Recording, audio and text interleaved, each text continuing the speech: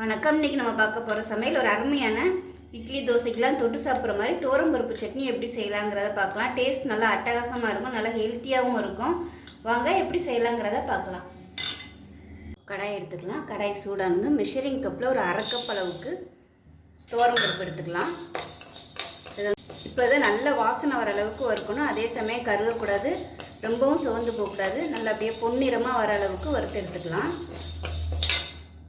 இதோட பார்த்தீங்கன்னா அரை டேபிள் ஸ்பூன் சோம்பு, காரத்துக்கு ஏற்ற மாதிரி நான் வந்து சின்ன வரமிளகாய் எடுத்ததுனால ஒரு 10லேருந்து 12 இருக்கும். இதை சேர்த்துக்கலாம். பெருசாக இருந்தால் நீங்கள் வந்து 5 சேர்த்துக்கோங்க போதும்.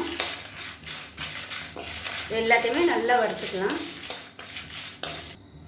இப்போ பாருங்கள், துவரம்பருப்பு வந்து நல்லா சிவந்து வந்துருச்சு, அதே சமயம் கருகலை. வந்து கேஸ் அமர்த்திட்டு ஆற விட்டுட்டு தண்ணி ஊற்றி நல்லா நைஸாக அரைச்சிட்டு பார்க்கலாம். இப்போ இதை மிக்ஸி ஜாருக்கு சேர்த்துட்டேன். இப்போ இது வந்து சூடாக இருக்குது, கொஞ்சம் ஆறட்டும். ஆறுனதுக்கப்புறம் ஃபஸ்ட்டு இதை வந்து நல்லா தண்ணி ஊற்றாமல் பொடி பண்ணிவிட்டு அதுக்கப்புறமா தண்ணி ஊற்றி அரைச்சிக்கலாம். இப்போ பாருங்கள், வறுத்து வச்சுருந்தது வந்து நல்லா ஆற விட்டுட்டு நல்லா நைஸாக அரைச்சாச்சு. இது ஒரு வேறு பவுலுக்கு மாற்றிக்கலாம். இப்போ பாருங்கள், வேறு ஒரு பவுலுக்கு மாற்றிட்டு நல்லா ஒரு 2 டம்ளர் தண்ணி ஊற்றி கரைச்சி வச்சுருக்கேன். நம்ம இதை அப்படியே வெங்காயம் தக்காளிலாம் தாளிச்சிட்டு சேர்க்கும்போது கட்டி போட்டுரும். அதனால் இந்தளவுக்கு தண்ணியாக வச்சுக்கோங்க. கொதிக்கும் போதும் கெட்டியாக வரும். அதனால் தண்ணி வந்து நீங்கள் தாராளமாக ஊற்றிக்கலாம். இப்போ ஒரு கடாய் எடுத்துக்கலாம். கடாய் சூடானதும் எண்ணெய் சேர்த்துக்கலாம். எண்ணெய் சூடானதும் 1 டீஸ்பூன் போல் கடுகு சேர்த்துக்கலாம். அதேமாதிரி கொஞ்சமாக சோம்பு சேர்த்துக்கலாம். சோம்பு ஃப்ளேவர் தான் அந்த சட்னிக்கு வந்து நல்லாயிருக்கும். கொஞ்சமாக பெருங்காயம் சேர்த்துக்கலாம். கருவேப்பிலை சேர்த்துக்கலாம். இப்போ இது எல்லாமே நல்லா பொரிஞ்சிருச்சு. மீடியம் சைஸாக ஒரு பெரிய வெங்காயம் பொடியாக கட் பண்ணது சேர்த்துக்கலாம். இதுக்கு பதிலாக சின்ன வெங்காயம் சேர்த்திங்கன்னா நல்லா டேஸ்ட்டாக இருக்கும். நான் வந்து இந்த பெரிய வெங்காயம் தான் எடுத்துருக்கேன். இந்த சட்னிக்கு வந்து நல்ல ஒரு ஃப்ளேவர் கொடுக்கும் சின்ன வெங்காயம்.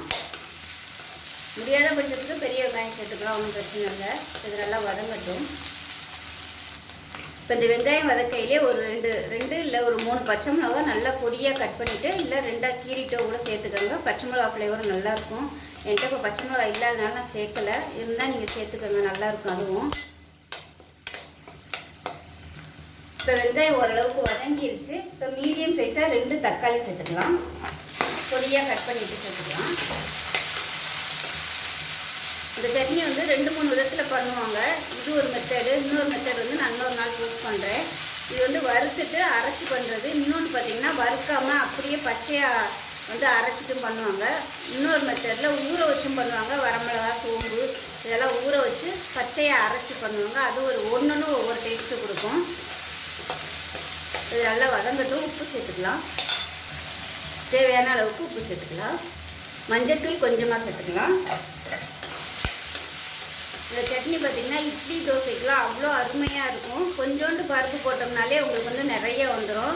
இது வந்து நம்ம கெட்டியாலாம் வைக்க முடியாது, சாம்பார் மாதிரி தண்ணியாக தான் வச்சு சாப்பிட முடியும். நல்லா சூப்பராக இருக்கும். மறுநாள் வச்சு சாப்பிட்டாலும் நல்லாயிருக்கும். நான் வந்து சின்ன வயசில் எங்கள் அம்மா அந்த சட்னி பண்ணுவாங்க. இந்த சட்னியில் வந்து ஜீனி தொட்டு சாப்பிடுவேன். ஜீனி போட்டு மிக்ஸ் பண்ணி சாப்பிடுவேன். அது வந்து நல்லா அது ஒரு டேஸ்ட்டாக இருக்கும்.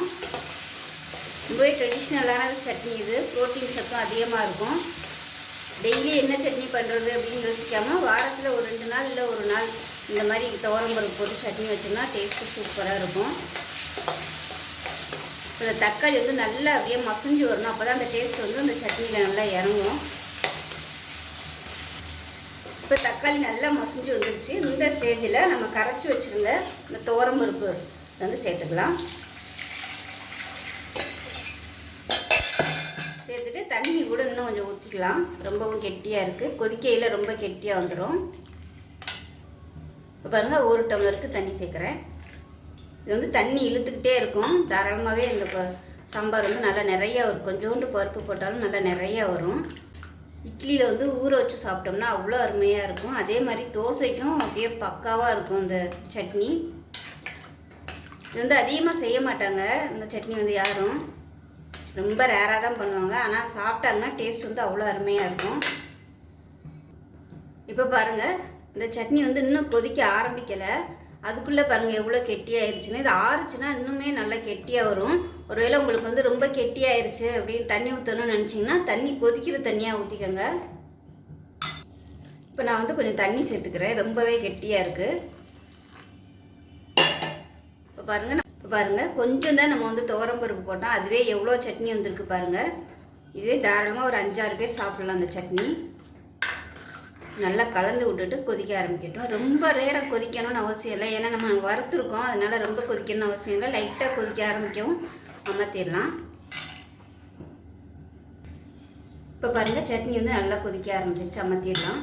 அவ்வளோதான். விருப்பப்பட்டால் நீங்கள் கொத்தமல்லி எல்லாம் சேர்த்துக்கோங்க. அவ்வளோதான். இதே மாதிரியே செஞ்சு பாருங்கள், டேஸ்ட் நல்லா அட்டகாசமாக இருக்கும். ஸோ செஞ்சு பார்த்துட்டு எப்படி வந்துச்சுங்கிறத சொல்லுங்கள். வீடியோ பிடிச்சினா லைக் பண்ணுங்கள், கமெண்ட் பண்ணுங்கள், சேனலை சப்ஸ்கிரைப் பண்ணுங்கள், பக்கத்தில் உள்ள பெல் பட்டனை ப்ரெஸ் பண்ணுங்கள். நன்றி. இப்போ பாருங்கள் கல் நல்லா சூடாயிருச்சு, தோசை ஊற்றிக்கலாம். நல்லா முறுமுறுன்னு தோசை சுட்டோம்னா அவ்வளோ சூப்பராக இருக்கும் இந்த சட்னிக்கு.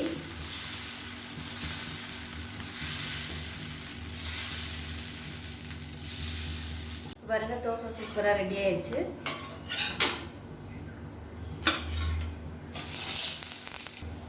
இப்போ 2வது தோசையும் சூப்பராக ரெடி ஆயிடுச்சு.